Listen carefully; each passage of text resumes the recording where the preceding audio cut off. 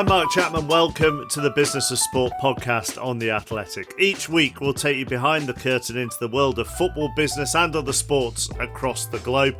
Alongside me today from The Athletic is football news reporter Matt Slater, and there is only one place for us to start.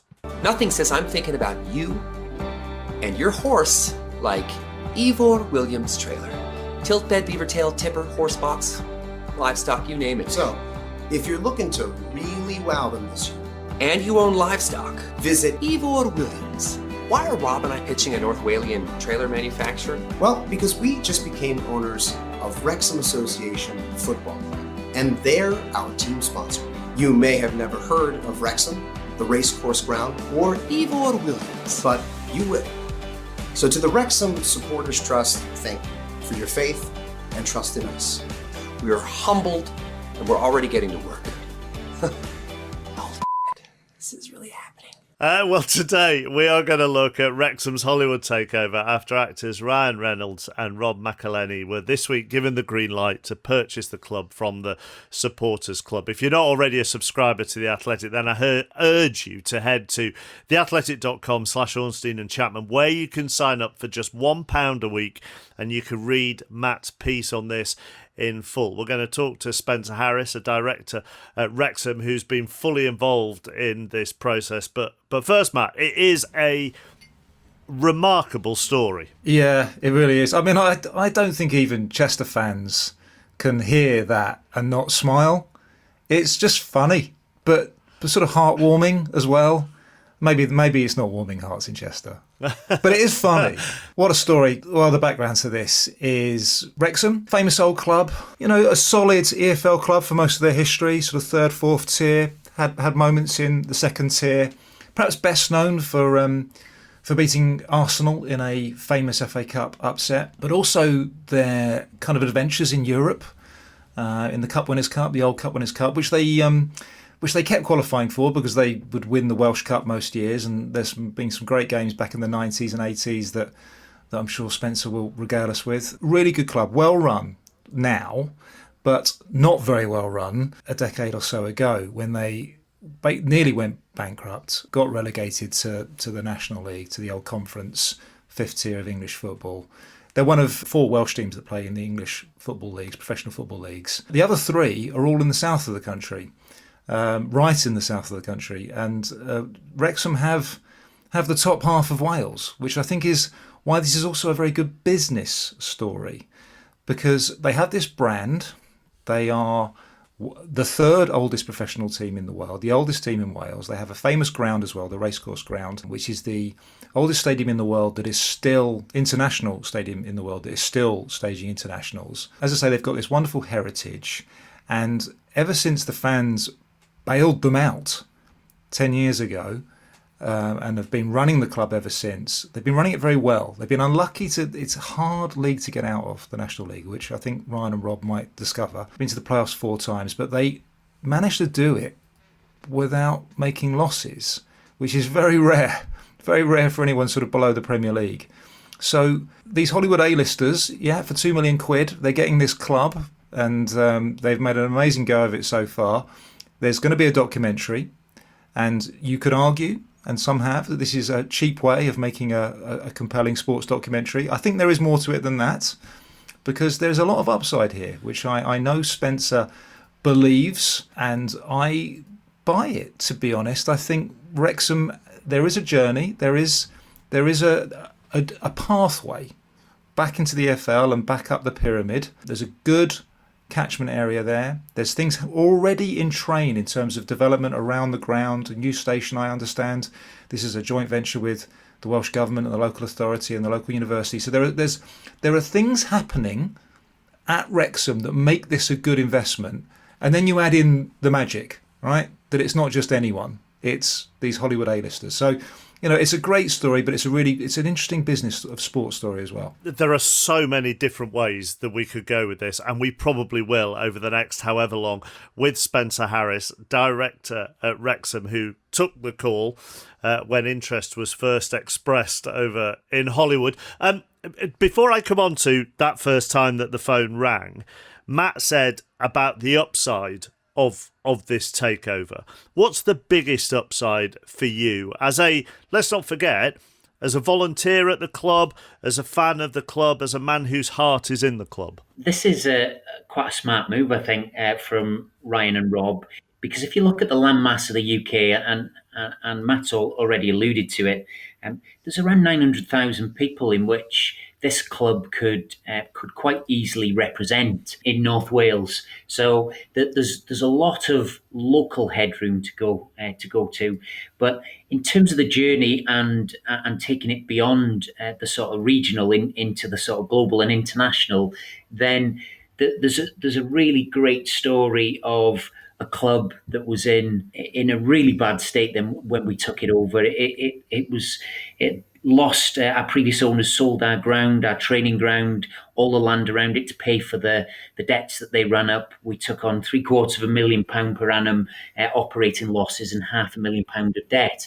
And it took us 3 years to clear all the debt and get us to a break even, and we've run sustainably ever since. So the supporters have taken us on that journey to today, and even after a global pandemic, right in the middle of that, nine months almost with limited income, we're still cash in the bank and handing over a club debt free. So there's a really good story looking back, but then looking forwards, there is an even more compelling story, because these guys have got great reputations, and unlike many takeovers where some of the money that can come into football can be seen as bad money, or the people that get involved are not nice guys. These are the complete opposite of that. And whilst I think in many cases clubs and fans of other clubs can be quite jealous, I actually think there's a groundswell of support across the country for these guys to do well. I think that's a really interesting point in all of this, because you see takeovers happen, well, probably once or twice a season maybe. And I know, Matt, in your article, you talk about the kind of links with Portsmouth, fan-owned, and Disney coming in to take over Portsmouth. There's always a suspicion, I think, from a huge majority of traditional British football fans who will look at takeovers from foreign investment groups and foreigners in general and go, oh, what do they want? But the way Reynolds and McElhenney have played this means that they're viewed as kind of warm and funny and self-deprecating, and that's put a very different spin on another takeover by a foreign group. I've heard comments about this is about a documentary. Where these guys are at is they want to come in and they want to take the club and the community on a journey. And the documentary will be one of the things that can sort of help elevate and bring the club to a global audience. And I'll give you a couple of examples of how they're doing things, not only differently, but in the right way. Within 5 hours of us having announced the result of the vote, and in advance of us having signed sale and purchase agreement, they'd already had contact and talks with the leader and the chief executive of the local authority, with our sponsors, with our manager. One of our disabled supporters, who's seriously disabled, he put out a GoFundMe because he needed some new shower facilities in his home. And Wrexham fans were starting to donate to that GoFundMe page. And last night, Rob McElhenney put in the entire £6,000 that was required for that. This is the type of people that are getting involved, and they've said they want to be around as long as we'll have them. And I truly believe that it's going to lead to a bright future, albeit the National League is uncompromising.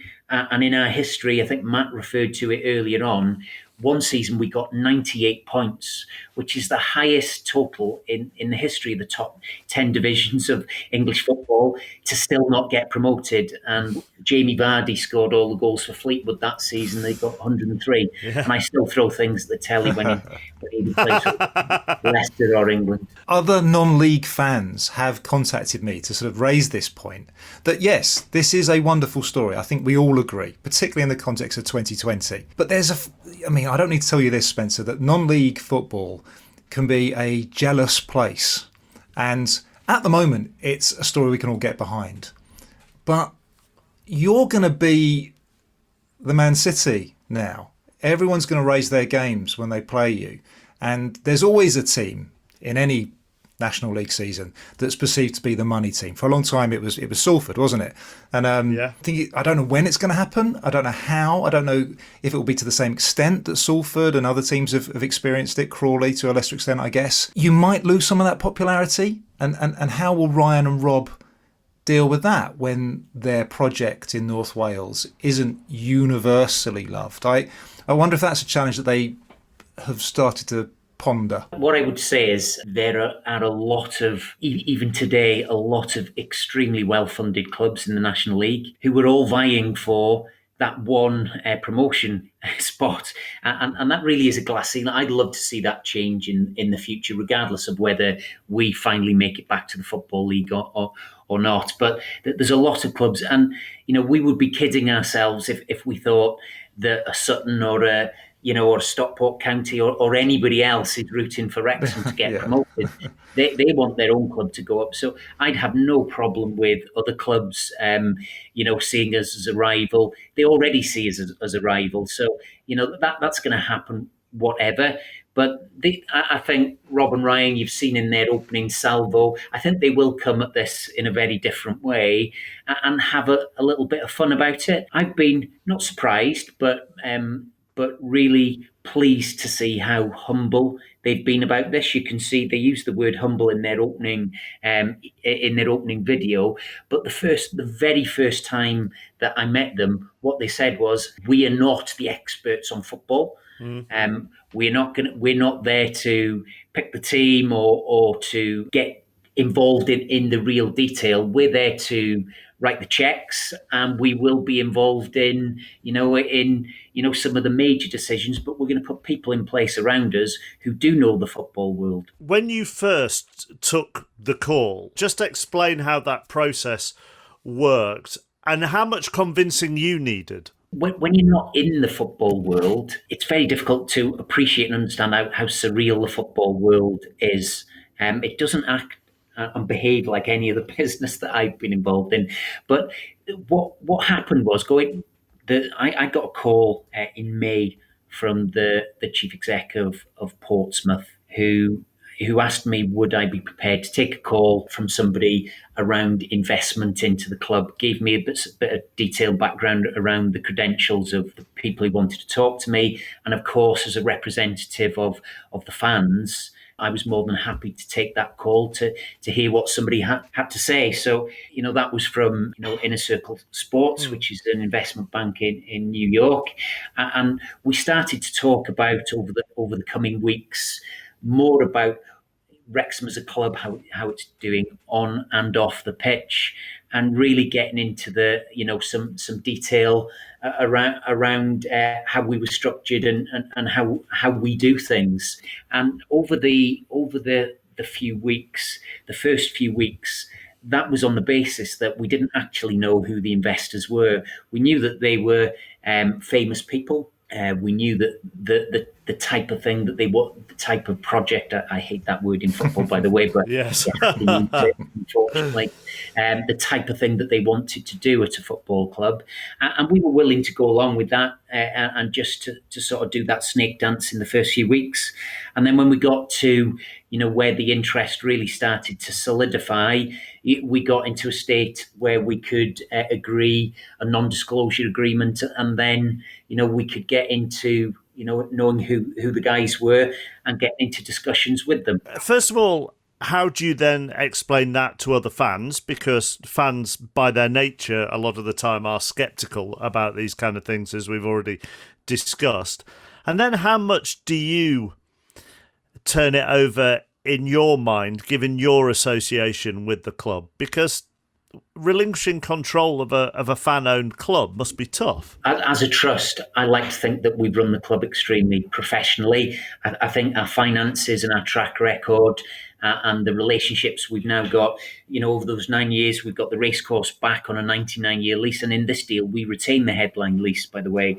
We've brought international football back to the racecourse. We've had a full men's, ladies international in the last 18 months and 8 under-21s internationals. We put on concerts, all sorts of things. So we've run the club really, really professionally.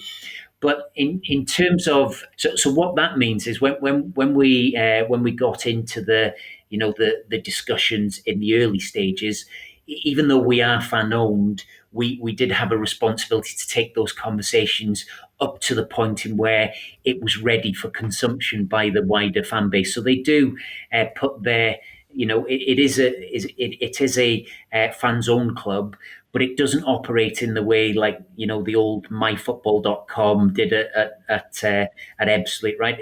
It's run in a similar way. The fans are the owner, and they put people in place to run the club on their behalf. And then when we got to a stage where we could bring back to the fans, this is the headline deal. We brought that to a special general meeting to be able to say, this is what the deal looks like. But at that stage, we still weren't able to share with them who the people were. So we could give them the sort of headline of terms of deal sheet, but not the people, because we were still under NDA at that point. Yeah. And we asked for their permission to continue the discussions, and they overwhelmingly gave it. And soon after, we released Rob and Ryan's name. But for coming back to us as individuals, I've been, it's not just me. There's volunteers doing things at every level of this football club, and that's been our competitive advantage over the years. But me and a small band of others have been the ones running the club. So to on a personal level, when something consumes so much of your life, at the point in which you can see the sort of finishing line where that no longer happens, it's a scary prospect. But it's the right prospect because we've only ever been in this for the best of Wrexham Football Club. That's why we've volunteered all of that time over the years. And the fact that we're going to turn around in a few weeks and sort of look at each other and think, well, what do we need to do?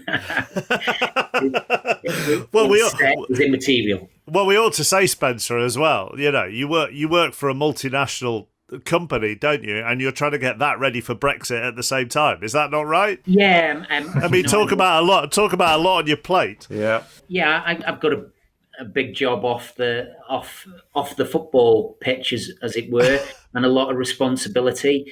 When you add that to trying to run a football club during a global pandemic with all of the challenges and protocols that brings with it. And then you're in discussions with a New York investment bank and two A-list Hollywood stars to sell your football club, and trying to bring all the detailed information and take the community with you. There's a few plates spinning. Spencer, what's harder, getting Kellogg UK out of Europe or Wrexham out of the National League? Well, getting Wrexham out of the National League, it's tough. It is a really tough division, and there's a lot of good clubs, and there's a lot of ambitious clubs who have come from very lowly backgrounds with not many fans behind them, but they have high ambition and lots of money. In many cases, far more than clubs in the Football League, because these are people who've got invariably people get involved in football, and they're people who've done well for themselves in life and want to have some fun, or they want to do something with that money that they've made. And the National League is a really, it's a real mixture of some clubs that struggle to survive and are doing everything they can to survive, but others that you wouldn't expect that are spending vast sums of money. Spencer, I've got a quick numbers question to ask you. When we can get fans back in, which we hope will be soonish, what percentage of your crowd do you think will be wearing Deadpool outfits? Well, it's funny enough. I've seen it in the news. We've had all sorts of I've seen all sorts of things on social media of, postmen going around Wrexham in Deadpool outfits. A guy going around on a sort of scooter, and it's sort of Deadpool is everywhere. But just in case they're listening, I wouldn't just want to focus on Ryan, because of course Rob is just as famous in different ways, perhaps more so in the US than in in the UK, although his show is very, very funny. And it's going to be a joint venture between the two of them. But, perhaps we should consider the new mascot maybe being Deadpool. Matt earlier on, Spencer, gave us some idea of the area that Wrexham is in, the catchment area it has, maybe the potential it has, with also a little bit of the history of the club. I mean, this is a podcast that is listened to in a whole variety of different countries. So this question isn't designed to trip you up in 5 years' time. This is just for people listening to say, in 5 years, where could they be hearing about Wrexham? What could Wrexham achieve given the area that they are in? And there aren't very many clubs around. That's a big area with potential. Yeah, what I would say is, and I'll sort of touch back on what I said earlier on, is my belief, and even under community ownership, my belief was always the most difficult step in Wrexham AFC's progression is getting up the National League. There's some clubs who've chucked a lot of money at the National League and either not made it or taken several years to get through that. What is a glass ceiling? And I really hope at some point in the future the FA do look at that. But so I think that's the hardest step. Let's take a working assumption that we can do that, and I wouldn't want to presume that that's going to happen. But let's take a scenario where we did. I could see us rising the divisions, even if it was under community ownership. I think we could be probably more competitive in League Two than in the league that we've been in under our ownership. So I do think if we can get out of the National League, I think League One was something that we could challenge for. But why not go beyond that? I can go back when I first started supporting the club, albeit as a very young child in the late 70s, when my father took me to the games, and Wrexham were getting 15 to 20,000 supporters in what was the Championship back then, and the season we won the third division to go up to what's now the Championship. Bill Shankly said that was the greatest ever side not to have played in the first division. So there is a history there. That there's an opportunity to build that fan base. It wouldn't be based, if you think about building a fan base, people love brands. That's what people love, yeah. And they like to be associated with brands. And if you've got, if you've got Ryan, Rob in the stands, maybe The Rock and Hugh Jackman over for the occasional game, then who wouldn't want to be at the racecourse? But that'd be an amazing director's box, wouldn't it? But Hugh Jackman, The Rock, and Ryan Reynolds and Rob, brilliant. Yeah, just on that, one of the conversations I did have with Ryan through this process whilst he was on Zoom, he was actually in full costume on the set, and The Rock was about. So there you go. When you come off that Zoom call, do you then go and tell somebody? Do you then go and say, you'll never guess the Zoom call I've just had? Or do you keep that to yourself? I can only speak for myself, but I've always prided myself on my professionalism. Sure. And I've always viewed any secret that I know is Wrexham FC's secret and not my own. So did you hang on? Did you? And I appreciate all of that, but we've already heard my dog has got involved this morning. So when you were doing your Zoom calls, are you doing them at work or are you doing them at home? Because obviously a family home is very busy at this time because nobody can go anywhere else. So there's still I could just imagine you on a Zoom call somewhere in your house and somebody either walking past your computer or accidentally going into your office, however it's set up, and looking at your computer and staring back at them is The Rock and Ryan Reynolds. Um, yeah. So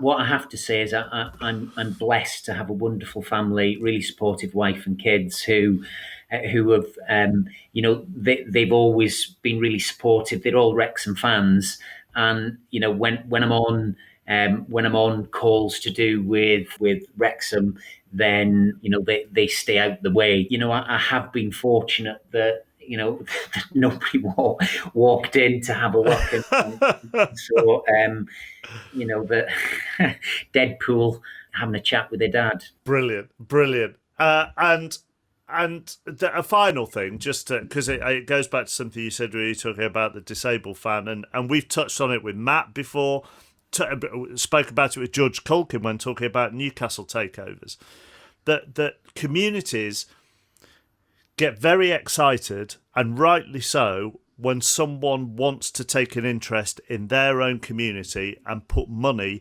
into their community and try and help the whole community, not just the football club. And this is what we're also seeing here. Yes, absolutely. In their first conversations with local authority, they're talking about what can we be doing to help the community? What are the asks from the local authority? These are the types of people that they are, and I think just the power and pull of their celebrity will bring all sorts of wonderful opportunities for the town and for the region. And if you think about it, really, North Wales is a hotbed of celebrity at the moment, with Upton Deck at Gwyr Castle, just up the road from us. But I think we've trumped it with Deadpool and Always Sunny in Philadelphia, right?